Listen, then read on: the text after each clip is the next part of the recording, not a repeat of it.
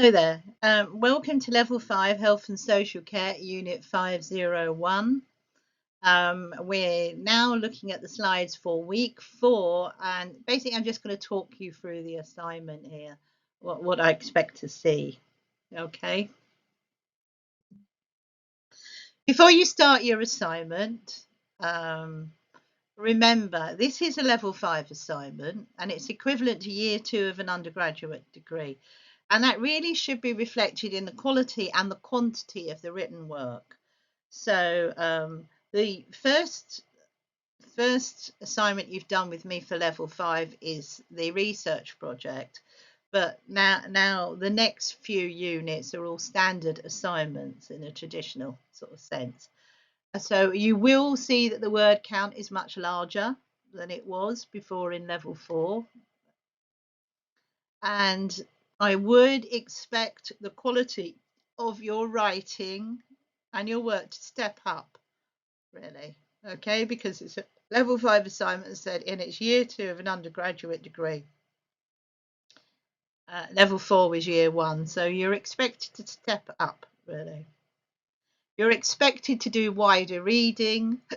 You're expected to bring in some good examples from your wider reading, okay. Most importantly, I should not be picking people up on referencing at Level 5, okay? Because you've had quite a lot of time to be doing this. If anybody feels that they're not clear on referencing and how to lay it out, go back to Google Classroom. You will find the referencing guide in other notes. If people can't get their hands on it, I can send it out again, but you should really have it, those of you who've done the other courses with me. All sources should be cited in the text, okay? So every time you write a few paragraphs, I expect to see a couple of citations in there, because you should only be writing about things that you can evidence and that you can cite. Remember the format for citations, which is basically name and date of the author. If you don't know the author, please don't put a non. That's not really useful. Please put the organization. So if it's an article that you read, say it's an NHS article that you read, but they don't say who the actual author is, you can just put NHS 2023 or something. At the end, we need a full reference list. And again, please, if you can't remember how to lie it out in the Harvard format, please check with the guide. I don't want to see people losing marks on referencing now. Okay. And I will be very harsh with the marking on referencing, because at this level, you really should have gone through it. Don't use the criteria as headings. Some of you do that. That's a bit too easy now at Level 5. You can use task numbers, so you can write a paragraph on task 3, task 1. I'm happy with that. That's the only headings, really. Try to address the criteria within the paragraph as part of your written response. I will find it if it's there. Okay, you need to read it afterwards, though, to make sure you have addressed the criteria. So if you move, you can write a few lines on one criteria, you can write a few lines on another. And then I want you to try to make the paragraphs flow, to join them together nicely. So use your word skills, really. That's going to be part of your presentation mark. If you do use the criteria headings, you will go down low on presentation, I can promise you, because you really shouldn't be writing like that now. Okay. Try bringing in examples of wider reading. I've given you some resources you can use, and I'm happy for you to bring examples in from them. If you've read something else on your own, I'm always interested to see that as an example or as a way of helping with your evaluations. But they need to be relevant and they need to be accurate. So don't waffle on about something that's vaguely related. If it isn't answering the question, then I don't really need to know it. I've probably read a lot of this stuff a few times before, so have a care, really. So it needs to be accurate and it needs to be cited. Remember that, okay? So it doesn't have to be just the information I've given you. Always happy to see new information, but it needs to be academic, okay? It's not something you got from somebody else's essay because that might be wrong. That's why it's a bit dodgy to avoid Wikipedia because, yeah, I mean, a lot of the time the information on it's pretty good actually. But the thing is, it's not checked. And if it's not cited, you don't really know where it's come from. It could be Fred Bloggs' idea that he thought sounded quite good that he's writing about the subject, you know. It might be opinion, but if it hasn't got any research to go with it, I don't really want to see it in your assignment. Okay? And finally, do what the command verbs tell you. Where it says discuss and evaluate, please do that. Okay? Because you will lose marks if you don't. Now, I'm going to have to be less forgiving on a level 5 assignment, so bear that in mind as well. Okay, let's look at task 1. So the only heading you need to use here, you can use task 1 as a heading.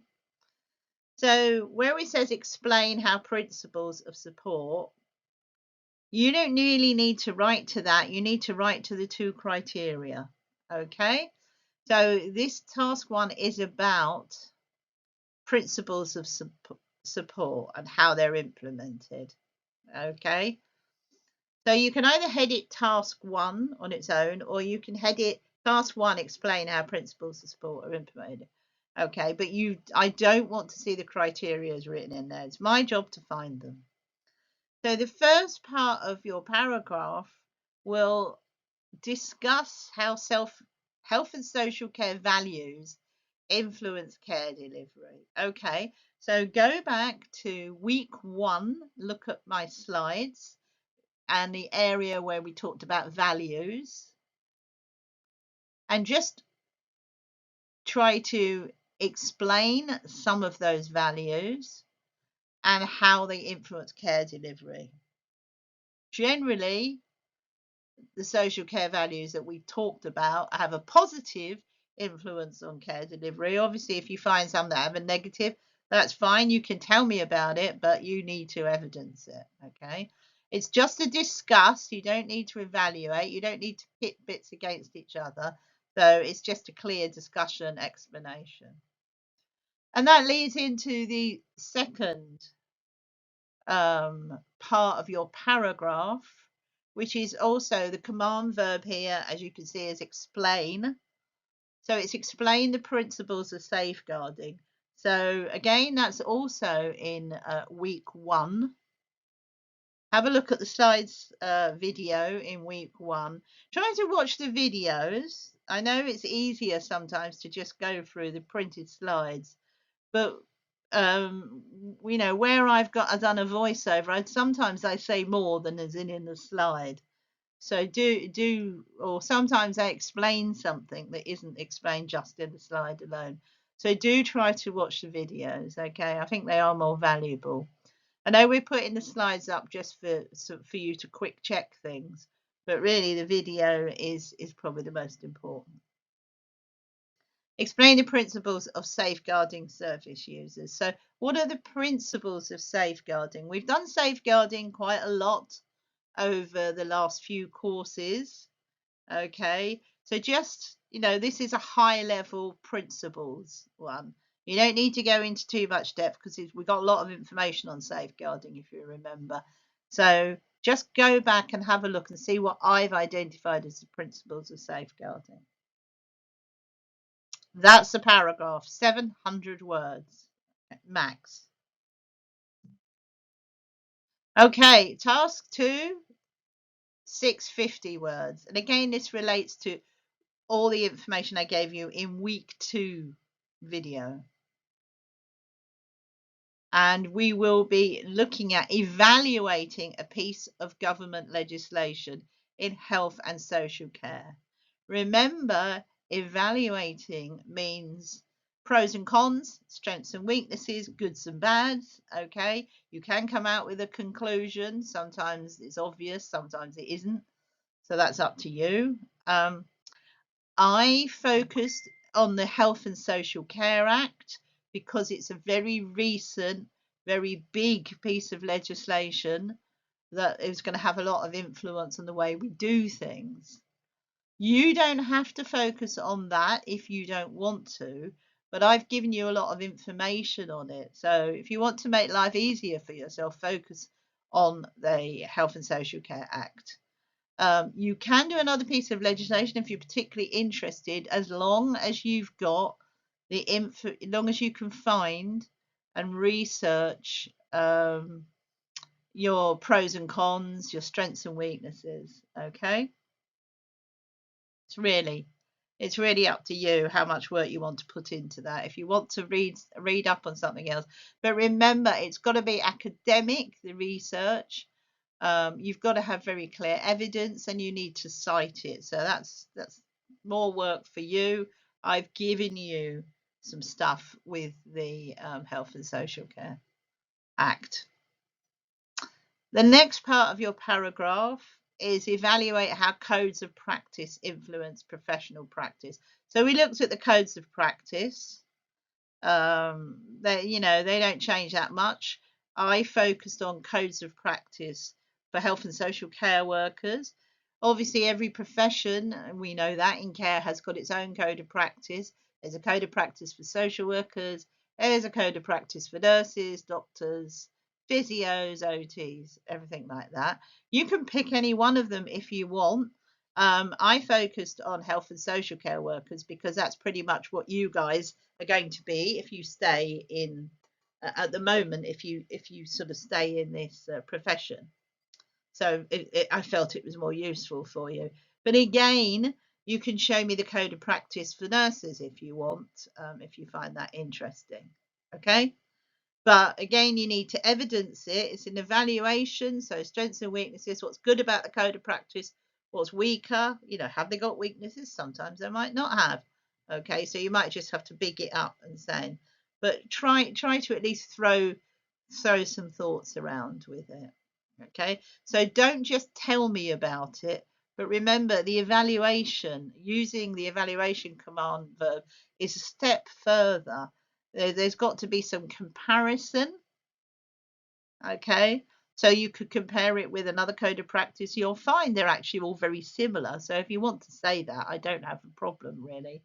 But you can pick up bits of codes of practice that maybe are clearer than others. You can criticize them if you think that they're a bit, waffly and don't really say anything, or if they don't give people clear guidance. So that's probably where you can pick up the evaluation. 650 words, don't go over, please. Okay. You can distribute it as you wish. You can write more about one than another. I'm fine about it, but just make sure you get your evidence down. So task 3 is the final task, and that's everything that we just looked at in week 3 just gone. So have a look at that video. And it's about giving me an evaluation of person-centered care and its role in holistic care. Now we know that person-centered care is holistic care, but it goes that one step further into actually looking at the care for that particular individual. So it is holistic. It does look at the biological, the psychological, the social, okay, emotional aspect of someone's care, but it goes that one step further in looking at focusing on an individual, particularly not a group, when holistic care could be for a group or for anybody, okay? And then evaluate it. So again, strengths and weaknesses of person-centered care. Most people find mostly strengths, as I said earlier. You may be surprised for that, but try and do what you can. You could actually highlight things that are more difficult to do. Aspects of person-centered care that are easier, or aspects that are more difficult to do if you want. Again, though, use research to help you with that. Okay, you've got resources to read. There's plenty of resources to read. So do have a look at that. Discuss issues of social isolation and exclusion in service users. This isn't an evaluate, so this is you just telling me about social isolation and exclusion and how we can help to overcome it. So you need to spend a little bit of your answer on what it is and on how it comes round. You could mention what sort of people, can be affected by it more. And then what do you do about it? Now, we've done all that. We've discussed that at length in level week 3. So you just need to discuss it. So remember, the first part of task 3 is about an evaluation. Person-centered care needs to be evaluated. So remember, strengths and weaknesses, good points, bad points, pros and cons, whatever you want to call it. Things that are easier, things that are harder, things that work well, things that don't always work as well. Things that some organisations can do, but things that some organisations might find it difficult to do. However you approach your evaluation, it's fair enough. Whereas socialisation is just tell me about it. Okay, tell me about what it is. Give me a nice overview about what it is and how you can sort of fix it. Really, for some people, that's 650 words as well. Okay, so you've got 2 tasks of 650 words, 1 task of 700. Okay, so that's it. Any questions? Anything you're unsure of? Please, before you really get going, speak to me on WhatsApp. Anything about the criteria. Remember, don't show the criteria in your assignment. Just use the 3 headings of the tasks. Okay. Don't forget to put your references in the right place. I will be very hard on that now because there's no reason why you shouldn't. Write it as well as you can. Try to make your paragraphs flow into each other. Okay. Try to be very focused. And I suggest, because you're not using all those headings, read your task paragraphs back. Make sure they flow nicely. Check that, check your grammar and the way you've worded it, that it moves from one bit to the other. Okay, use WhatsApp to ask me any questions before you really get going. The college will put it up and give you a deadline. Not sure what it is yet, so I won't put it into this video, but you'll see it anyway. You won't get as long as you did for the research project, but I don't know what they'll do. Okay, so like I said, any questions, read through it carefully, jot down some ideas for each task so you can do a bit of planning, really. What I would suggest doing is reading things over, go over the weeks, jot down a few possible citations you might use, and then think about how you're going to frame it. Okay. Any questions, please WhatsApp me. Okay. Good luck. And I'll see you with the next unit.